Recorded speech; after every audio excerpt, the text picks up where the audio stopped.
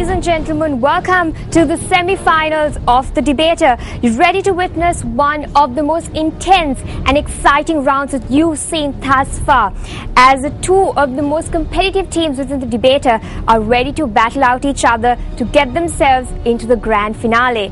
And the topic that will be discussed here today is of national concern. It concerns both you and I, because the decisions that will be taken today will have its repercussions upon the future generation of Sri Lanka. Ready to present them a chance to voice out their opinions, to look at a very heated topic objectively, and to decide what their future will hold. And the topic that will be battled here today is whether or not the 13th Amendment should be abolished.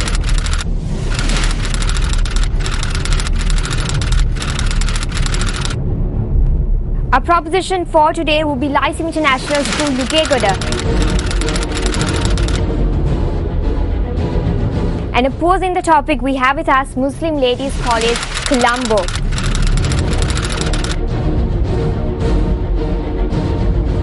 And without further ado, let me introduce to you our eminent panel of judges. We're pleased to have with us Professor Rajiva Vijay Singha. He is a Member of Parliament as well as being the advisor on reconciliation to the President. We also have with us Mr. Sukumar Rockwood. He is a journalist in profession as well as the Chief Executive Officer for the Press Complaints Commission of Sri Lanka, which is a voluntary self-regulatory body. We also have with us Ms. Nadika Jayatilaka. She is the current president of the Colombo Toastmasters Club.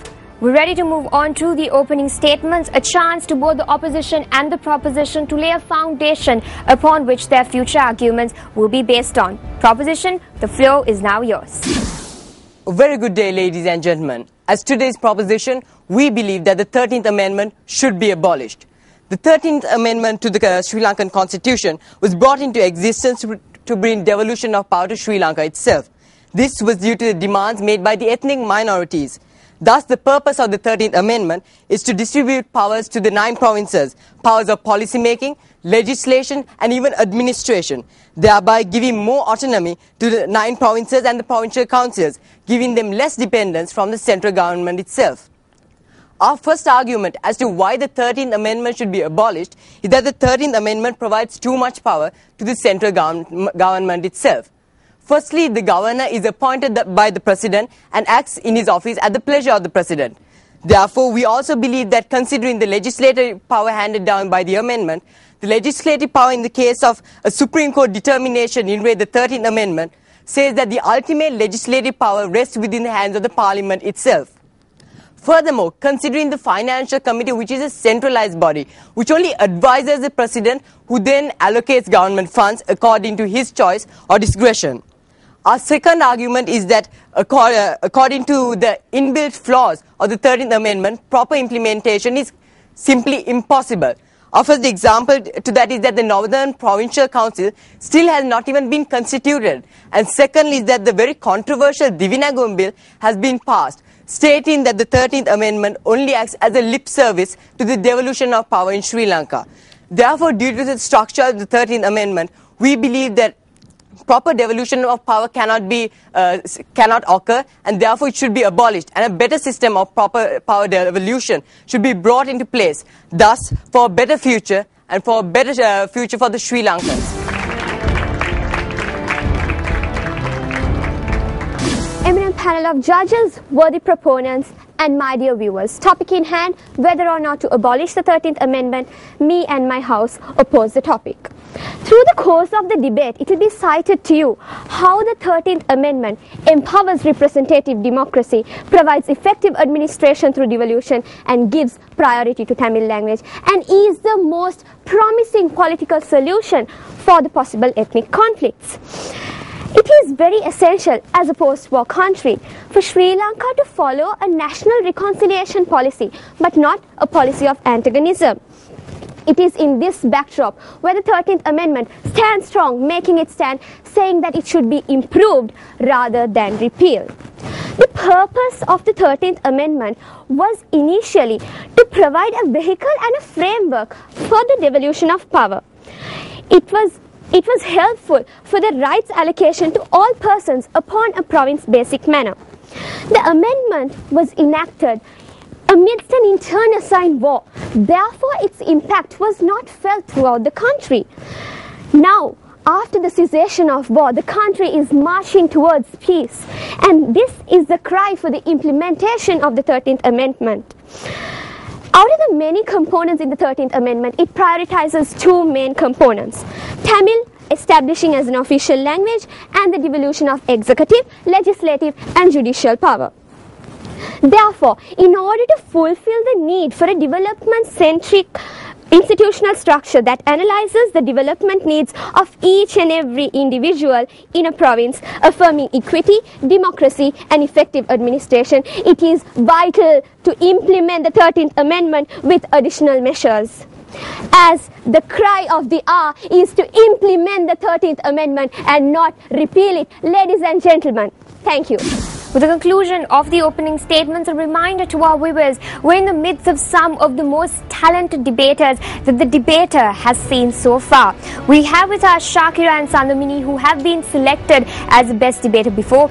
We also have with us Afra, who is on a hat-trick. Let's see what happens as we're ready to move on to round two, the face-off round. As the second speaker of the proposition, I'm here to tell you that the 13th Amendment should be abolished, and as our alternative, we believe that once it is abolished, we should move towards giving more devolution. Yes, ma'am. When you say abolishing the 13th Amendment, are you suggesting to say that Tamil has to be removed off as an official language? Yes, no, ma'am, certainly not. What we believe is that, in a moment, ma'am, what we believe is that Tamil should be kept as an official language, which is very much important, but we believe that we should move into a different amendment rather than actually having the 13th Amendment, which is very much structurally flawed. Yes, ma'am. So, ma'am, are you proposing to abolish devolution, which is the global trend of administration? No, ma'am. We are proposing that we should actually get rid of centralization, because this is currently what is happening in the current context. What we see is that there is so much of power given to the executive, that there is a lot of power given to the government. It is very much centralized and not enough power is being actually devolved. As our first speaker mentioned, it is merely a lip service. The 13th Amendment is merely a lip service. For example, take, as you mentioned, the Tamil language being an official language. What we see here is that even though it is merely written on paper, all the bills and laws that are passed in the parliament itself are written in Sinhala, and thus we believe that this is one of the main reasons why the 13th Amendment should be abolished. Yes, ma'am. Ma'am, according to the Wensbury rule, the governor's laws and regulations are challenged in the Supreme Court. So how can you say that the governors have extreme power? Ma'am, first and foremost, the governor itself is appointed by the president. There itself, it is very clear that the governor itself has a lot of power. We see that the governor is merely a puppet of the president in this case, and therefore we believe that this is one of the major flaws. And thank you very much for bringing out this point, ma'am. Yes, ma'am. Ma'am, according to the amendment itself, there are certain restrictions for the governor. For example, the Wensbury rule, which we have proposed, and number 2, Article 154 Q, A and D gives way where we can make certain additional measures in order to make this amendment more effective. So when the amendment itself gives answers to your structural flaws, why abolish it? Ma'am, because it is merely written on paper. None of it is actually implemented in the current context. It is very clear, ma'am, that even though this is written on paper, it is not being implemented. And also, it is not only the problem with the implementation. We believe that it is not actually written properly in such a way it can be implemented. Yes, ma'am. What is your alternative solution for devolution of power other than the 13th Amendment? Ma'am, this was exactly what I was going to talk about in my substantives, and thus I will continue.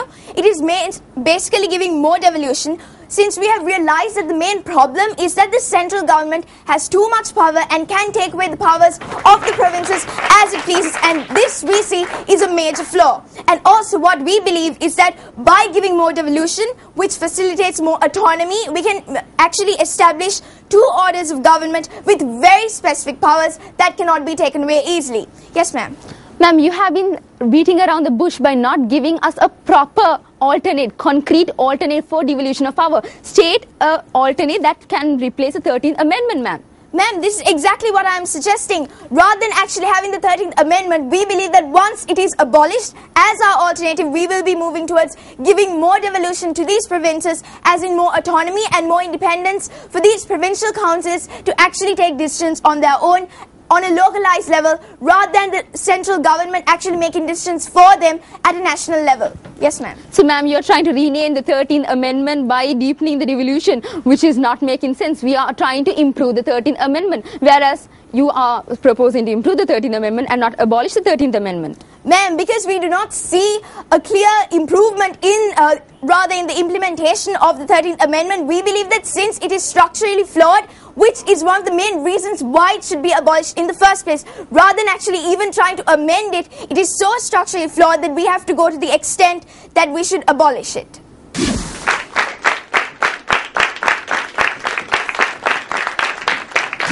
Ladies and gentlemen, a good day to all of you. My worthy proponents have been pointing out the fact that the governor has too much of power. According to the Wensbury Rule, it ensures the reasonableness of the governor's decisions. And according to the Article 154B(4)(a) in the 13th Amendment, the Provincial Council can in writing address the President, advising the removal of the governor if he is blocking any activities of the Provincial Council. When we have clear solutions, why go on to abolish the 13th Amendment? Ma'am, what's the point of that being worded in the amendment when we saw in the Divinagama Bill that the central government can overrule the judicial system as well? Justify yourself, what do you mean overrule the government? Now let me explain to you as to how 13th Amendment, this is also a solution for this. 13th Amendment through the devolution of power contributes to preserve the representative democracy in a multicultural country like us. Ma'am, what's your opinion on the fact that the Supreme Court in re judgment actually stated that the 13th Amendment does not achieve devolution, it achieves decentralization? So you go on to create federal states in our country, that's what you're suggesting. Ma'am, we are not simply suggesting federalism. That was a concept brought out by you in your speech. What we are saying is that the Supreme Court clearly stated that the 13th Amendment achieves decentralization so and not devolution. To say you all are not giving a concrete solution for the devolution of power. A parliamentary bill on a provincial council matter has to be referred to all provincial councils for the expressions of their views. This will significantly involve the participation of all communities in the decision-making process of a country.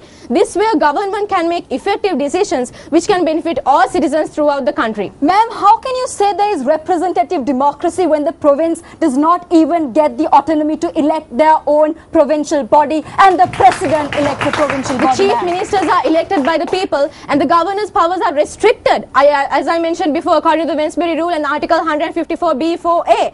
And devolution of power is a global trend of administration.